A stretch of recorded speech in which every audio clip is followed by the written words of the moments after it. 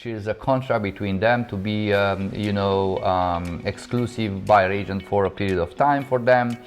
And this is great for the people, for the buyers, because they are protected, as I said. Second, that buyer agent, is bringing all his network, so the mortgage broker, the home inspection on board, the lawyers, and etc. So the buyers, that it's just one-stop shopping basically for that buyer. Okay.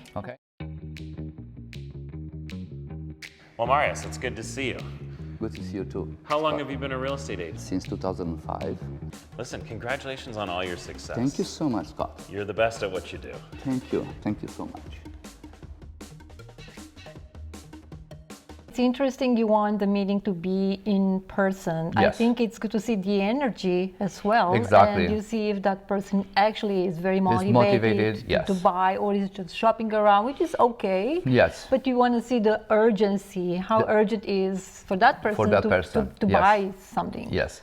And it's crucial, as I said, in the first meeting, or even if, let's say, the mortgage broker cannot be there, but the next day they're supposed to meet with the mortgage broker also, because we have to know exactly for how much money they've been pre-approved. And based on that, and based on their criteria, for example, it's important for the agent to know the geographic location. So, the east side, west side, north side, and south side, the geographic location where they're looking for their lifestyle, because based on their lifestyle, you can choose between apartments, condos, condo townhomes, or freehold townhomes, or detached homes, etc.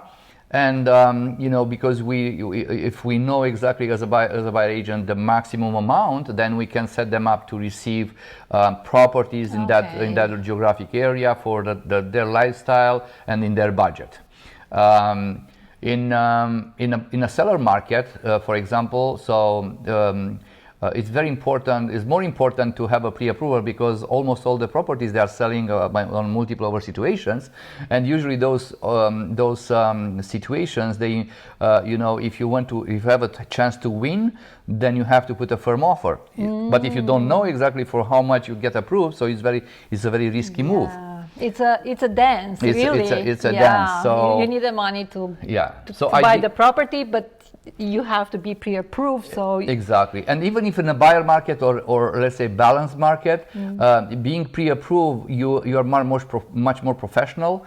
And then you can put conditions for less days than you're supposed to. Let's say it's a multiple situation, and the mortgage broker insists, then you cannot waive the mortgage. You can put it for 3 days instead of 5 days. So if you put conditions for less period of days, then you have much more power in negotiation. I know. Now. As a first-time buyer, how do they pre-approve them? So there are some formulas about the debt service ratio. One is a gross debt service, and another one is total debt service. So in a GDS, as a guideline, it's about 32% in Canada. And the TDS, which is 40%. What is the GDS? The GDS is the gross debt service, which is the total monthly expenses. Which means payment for the principal, interest, and taxes divided by the total income. So this one, the average is 32%. Now, the maximum GDS approved in Canada is 39%. So let's say if they have an amazing credit score, they can go up to 39%. Yes. Now, but the TDS is the most deadly, because the TDS involves the GDS, plus you have to add all the leases that you have for the cars, for example, all the payments for the line of credits or visas or stuff like that, and that one is adding up and divided by the same total income. So that one is the most deadly, because people usually they have visas, they have another line of credits, they have leases for their cars. So that one is affecting big time. In that calculation. So basically, as I said, the maximum TDS allowed is about 44%. In Ontario. We are talking about Ontario. Yes. You mentioned about credit score, and Yes. I think this is very important. What is a credit score?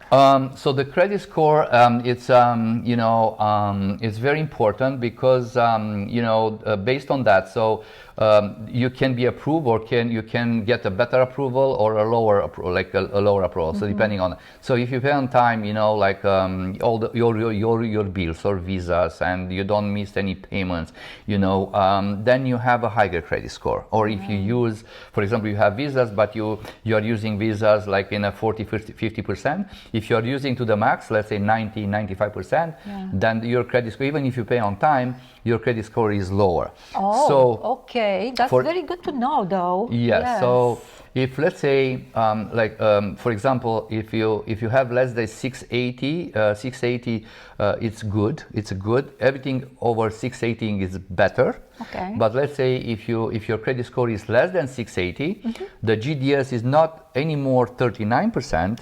It's just 35%. So it's going down with 4%.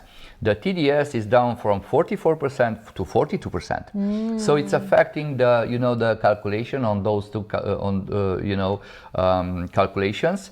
But calculating the GDS and TDS in Canada is vital for obtaining a pre-approval for a mortgage. Okay. So how we can improve our credit score? Because let's say we have less than 680. You said it's about okay, not the best, but not too bad. You have to don't miss any payments. So you have to pay on time. So you have to pay on time on visas, all the Rogers, Bell cable, utilities, all your line of credits and stuff. So you have to pay on time. So you don't have to delay.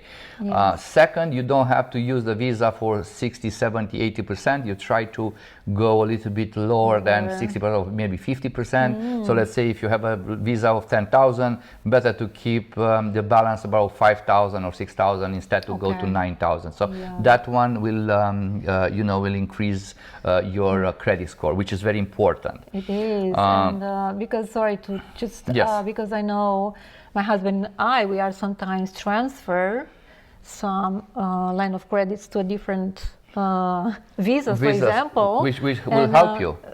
It's helping, actually. It's helping. If you let's say you have a visa with a higher interest rate and the line of credit is a lower interest rate, so it's better to take from a lower interest rate and to pay the higher interest rates, because that one is affecting too. Okay, so that's good to know. But that information is mostly given by the mortgage broker that I bring in, because this is more about the mortgages, about the financing. But because I have experience 18 years and I used to be a mortgage broker 10 years ago, I took the license and keep the license for 5 or 10 years, but just to learn and then to see what's going on and to advise my clients. I never did a mortgage, but it's just for the education purposes.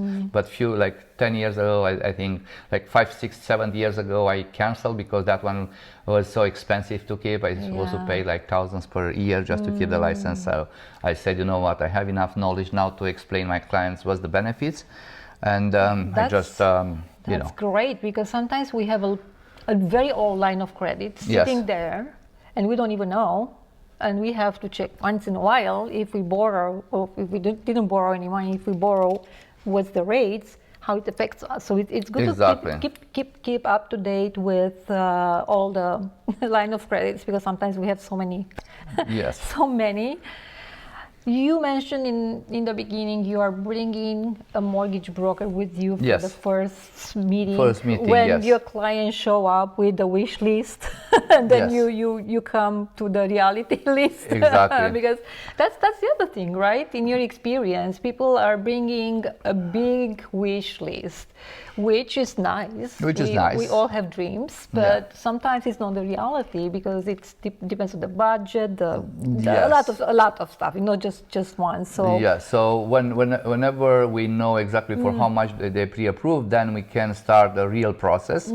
Because they said, oh, I want to be in that area, and I want a detached home, and then we realized that detached home basically is twice they're supposed to have twice the budget that they have to buy in that neighborhood 3 times. So we have to adjust our expectations. and and then go from there. Go from there. Yeah, and the question actually was, can you recommend, because like in your field, in your industry, I mean, there are so many real estate agents, but we have to know how we can choose a good real estate, and then how we can choose a mortgage broker that actually can help us. And has the knowledge, it's up to date with the information, especially it's a very volatile market right now. You have to be up to date. You can't just have old knowledge. Old meaning a month ago even, like 2 months ago. I'm not talking years, I'm talking months, because everything is moving so fast right now. So it's important when they meet the agent to search for the Google reviews and Rank My Agent. There are 2 websites, and then if they have good credit, good reviews, then they can go forward, because that agent, for some reasons, has good reviews, is because they have a network around them that help them to achieve that. So, for example, in my case, I have 3 or 4 mortgage brokers, that I work with. I have 2 or 3 lawyers and 2 or 3 home inspectors. Yes. So I have all this networking that I can help a buyer, purchasing a home in a safe environment with no stress, with a nice, path, and not very stressful. Yes. So it's great if they can choose the agent based on their expertise and their reviews, instead of cashbacks and stuff like that. So when you hear that I will give you cashback, that means it's a red flag, because that agent doesn't have enough experience, doesn't have enough clients. He is like hungry for and they cannot survive without doing that. But imagine, put yourself, let's say you're an IT, you're a doctor, or a lawyer, or a accountant, or an engineer, whatever. And believe me, like imagine to give you a cashback to your employer just to keep you working for them. So for me, it doesn't make any sense. It's a big why. It's a big why. Why do you want to pay me? Because actually I have to pay you, or you have exactly. Well, Marius, it's good to see you.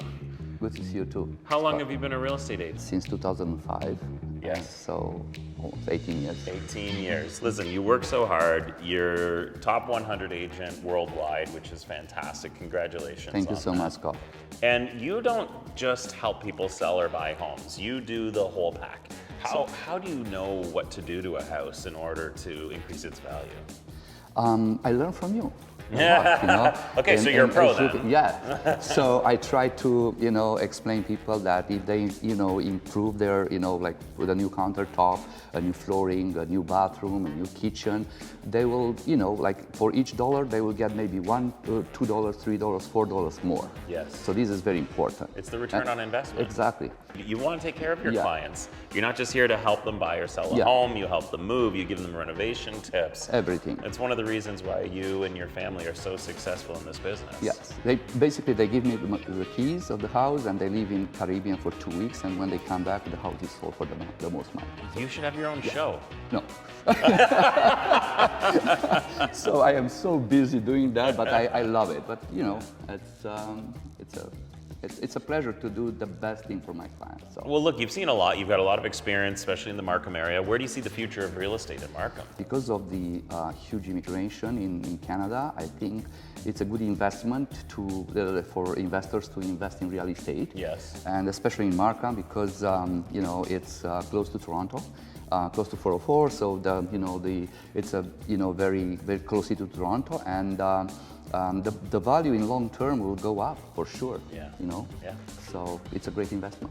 Listen, congratulations on all your success. Thank you so much, Scott. You're the best at what you do. Thank you so much.